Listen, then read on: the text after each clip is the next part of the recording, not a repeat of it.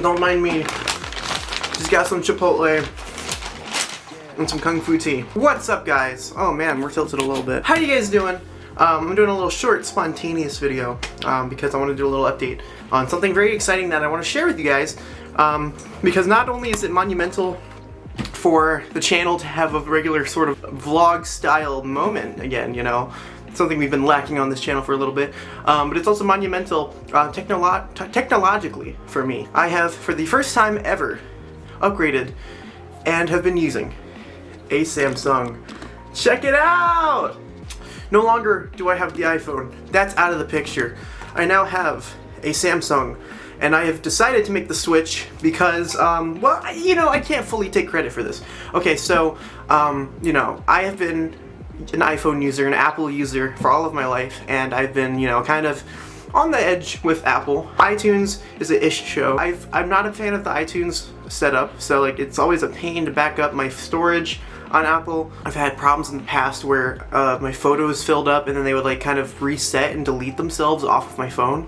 Like let me preface this by saying that I have OCD, obsessive compulsive disorder. So this is kind of like this is kind of an all over the place narrative here in dialogue, but I'm just getting to the point. So with my phone patterns and my patterns of behavior with everything, I have always accumulated thousands upon thousands of photos on my phone, which is not good. And I'm sure I'm not the only one in the world who has this problem where I have like thousands of pictures I just don't want to get rid of, even if I know I'm not viewing them. But I have managed to accumulate so many over the years, and I've just like transferred over from old devices to new, and it's piled up onto this whole thing. I would have problems with Apple deleting everything. I'd have to like plug it in and it would try and retrieve it from my cloud. It's a whole mess. It's my quirky disorder, you know. That's not really the whole story. I just don't like the fact that Apple is managing to overcharge for products that they don't need to do. I'm not a tech expert by any means, like literally not. Anything I say in this video is as informed as I have looked up and researched. And I did do some research because this whole vlog is being done because this is sort of like a birthday present for me, which I really am excited about because my birthday is in 2 days as this is being filmed. This is being filmed on April 5th, 2021, 2 days before my actual birthday, and that is when I turn 21. And boy oh boy. Essentially, I'm just gonna go through like why I love this phone. I've had it for a couple days now. I've caught on a little bit for like what I need to do to like get the basic functions going, and like I don't know too much about the Samsung layout because this is my first time using this device. There are main features that I was interested in prior to getting one that I liked, and are in the end qualities about the phone I really like actually using it. My birthday was coming up, I didn't ask for anything, and I know this is very privileged, so I'm just gonna recognize that my privilege right now. I asked my dad, hey, you know, I have a pretty decently old phone. I was wondering if like I can get an upgrade. Been doing some research, I was looking at the Samsungs. They seem to be a lot cheaper, but have like better features. And this is true in certain regards, like, you know, the camera is a lot sharper than at least the phone that I have. I had the iPhone 7 Plus, which is like, came out in 2016, so it's not like ancient, but it's still like decently old. Had a decent camera, but it like slowed down grainy pictures that just kind of deteriorated in quality. So I had a decent sized phone, but it would take a while for apps to like load, which was, you know, not great because the processor in that thing is a little dated. Anyway, that's all tech talk. It's not really stuff I understand fully either, but also I realized the battery life was the biggest issue for me. My battery would not last longer than like an hour. It would be unplugged, I wouldn't use it, and it would just drop in percentage like flies. And every time I found myself going out to like do stuff, I couldn't rely on my phone to keep its charge to like, in case of emergency, have enough to like call somebody charging so that it would, you know. Ah! My chair fell! What the fuck? Oh, because my leg hit the thing. My leg was stuck on the leg adjuster. That really scared me. Give me a hoot and a holler in here. Whoa. I sucked the balls. I shouldn't have done that. I just needed a drink to quench my thirst. Getting dizzy. I'm getting dizzy. So off the bat, I'm going to say there are a few things I miss about iPhone. I miss the iMessage layout because the messaging I feel is superior. I like the emojis, I'm used to the interface of it. Is really, really convenient. I know the whole war, or like the feud of like the Samsung and Apple has largely to do with like the group chats and how you can't like name your group chats, or that it turns the messages green. So that's always like a thing that annoys people. I'm still learning it, so like when I feel like, you know, weeks after this video is released, I'll get the hang of it and have different opinions on it. But for now, I'm like struggling a little bit. And one of the things that I love about it off the bat, first of all, it looks very new because it is like new. It's the S21. So off the bat, I just love the fact that it is a full screen. It's beautiful. The entire phone is like, you know, screen. I know the new Apple devices have that. It's like the same, but I'm glad I'm doing it for Samsung because this has like a sharper image quality. Oh, look at this. That's so cool. It's so sick. Look at this thing. Yeah. Steez. So everything you see on this is sharper. It has a stronger PPI, which is like pixels per inch, and there's like a higher density of them, so essentially means the pixels on the screen are smaller, therefore making the resolution higher. So everything you see on this is sharper. This also has a better battery. I don't really know what the battery things mean, but I looked on this website comparing phones, and while I was doing research before deciding on like a model I like, I was noticing that the battery life and the battery like power and the size of it were greatly like bigger on Samsung. See, this phone right here has 4000 mAh, and I don't know what the unit of measurement really is. It lasts, and the phone lasts and stays on longer before losing its charge, and Apple is like lagging behind a lot. What I also like is you can change the default messaging app on this. So first of all, of course I have the face detection. This is the first phone I've had with that. There's cool like aesthetics that I really appreciate. So like there's an icon feature at the top where it like shows you, so for example, hard to see them, but essentially there's like an icon for like apps. It's like a matte black icon, and it shows, you know, the apps for notifications that you have, so that you don't have to necessarily scroll or like push the down screen to see like what those notifications are. So that's cool. I also like how the weather and the time are placed, and it's also just, the weather is a constant like thing at the top, which is really cool, instead of having to go on Apple and like check it.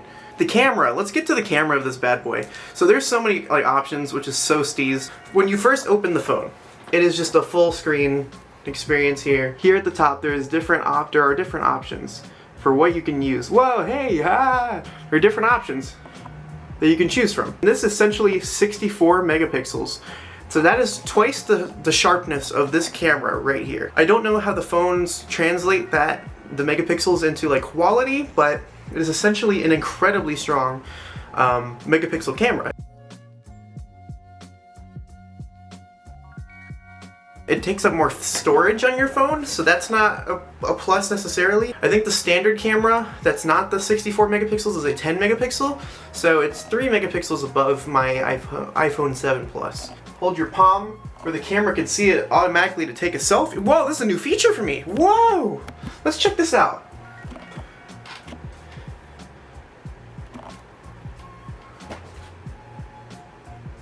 Are you kidding? What? And it has like a cool glare in it?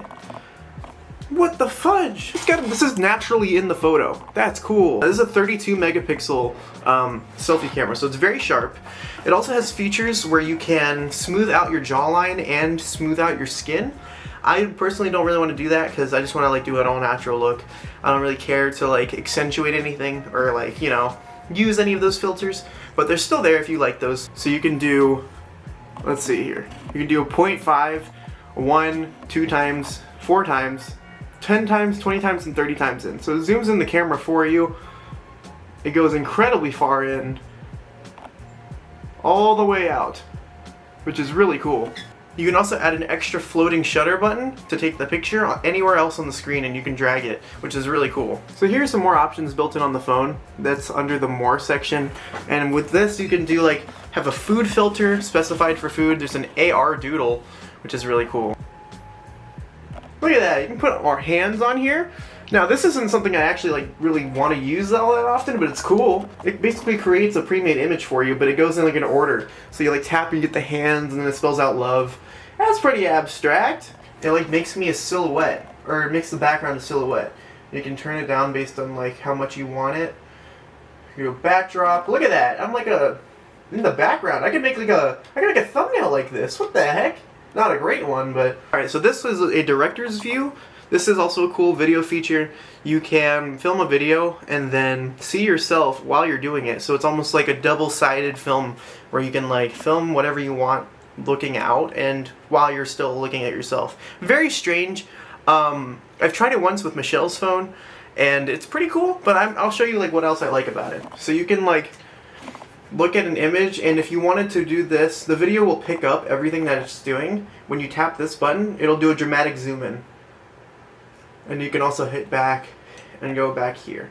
So essentially, whatever you tap to change like the zoom, it'll do a very like seamless transition into an image, and it will kind of be better than having to manually scroll with your fingers. And so it kind of makes it a little bit easier to do a dramatic shot while maintaining like stability.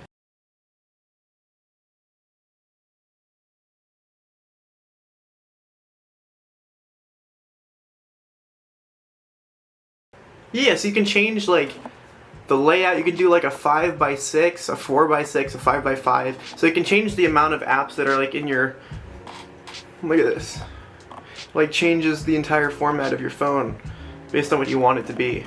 So I have the 5x6 that have more apps available. There are also themes on Samsung where you can go in like to the Google Play Store, which is the equivalent to like the Apple Store sort of.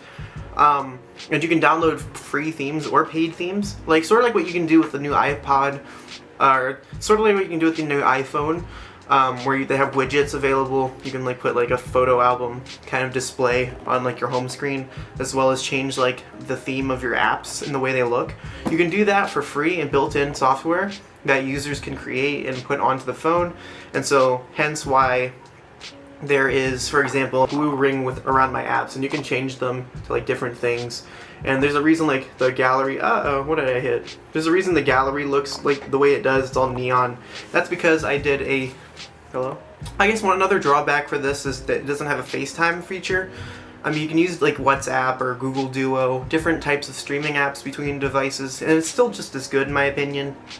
When you drag it over, you can have a little pop-up on your screen, and it shows like your Spotify. You can grab the top of the app and you can drag it and have multitask at the same time, which is really cool. So you can have Spotify open in a window while you're working on something else in the background. So it's like sort of like multiple tabs for like a computer. Let me see if I can shrink it. Doesn't look like I can shrink it. You can have two windows open at the same time. So this is like what it looks like. So you have Google open here, and I have another tab open here. You can also drag how long you want it to be, so it adjusts accordingly. You can hold down on it, and you can drag it around and change the shape and the size of it accordingly.